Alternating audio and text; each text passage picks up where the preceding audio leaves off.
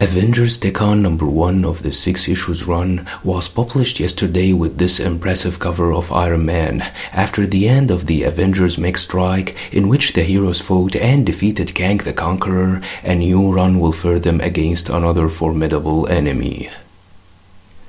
The book opens at the Avengers Tower in New York City, with Captain America delivering a speech, recalling how the Avengers fought Thanos wielding the Infinity Gauntlet a year ago, and how they threw everything they had against him, and it almost wasn't enough.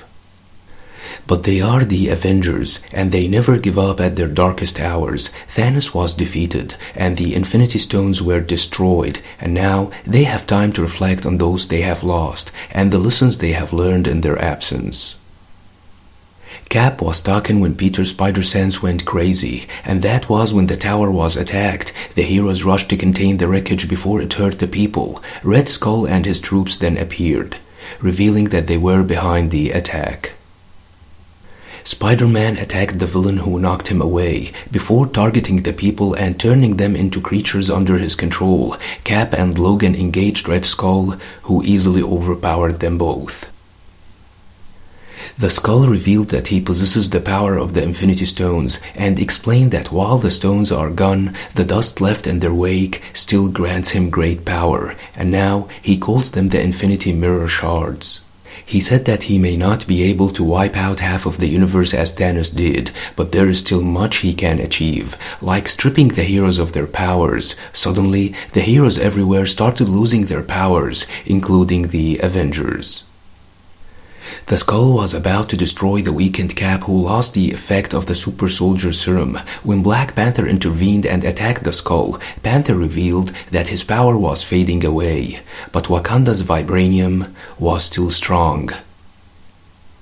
Red Skull, however, blasted Panther, who protected himself with a force field, revealing that vibranium may not be enough to stop the Skull, but its power will enable their escape. The Skull said that he would have preferred to destroy the Avengers immediately, but he still has all he needs to conquer Earth and reality itself.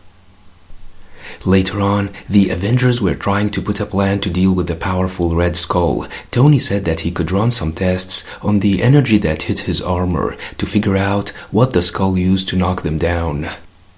Spider-Man revealed that when the Skull unleashed that energy, he ejected this piece, which he grabbed off the ground during their retreat. Meanwhile, Logan's condition was critical, as without his healing factor, he can't function properly with the adamantium fused to his body, keeping him in medically induced coma. If things did not change soon, they would have to operate and remove his metal, and in that scenario, Logan's chances of surviving the procedure are less than 10%. The reports revealed that the Skull and his troops went to Japan, so the Avengers decided to go there to ask for the help of the military. Later on, in Japan Self-Defense Force headquarters, the Avengers met the Japanese officials.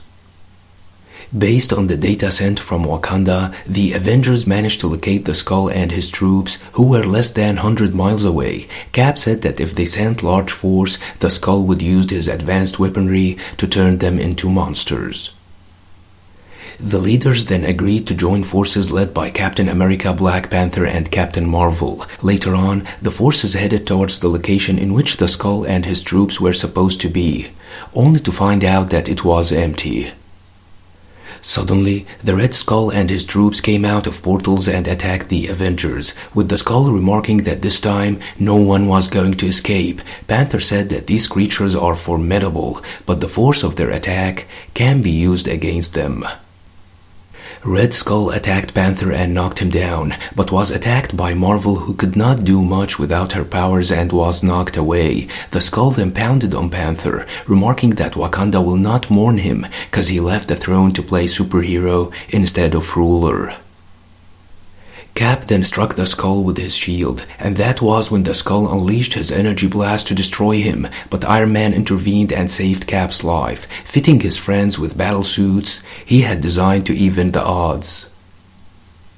The book ends with the Iron Avengers in their new suits ready to take on the powerful Red Skull. Although heavily armored, I don't see the Avengers having any chance defeating the Skull, who is empowered by the Infinity Stone's dust.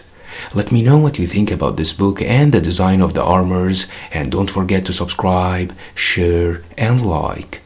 Thanks for watching and have a nice one.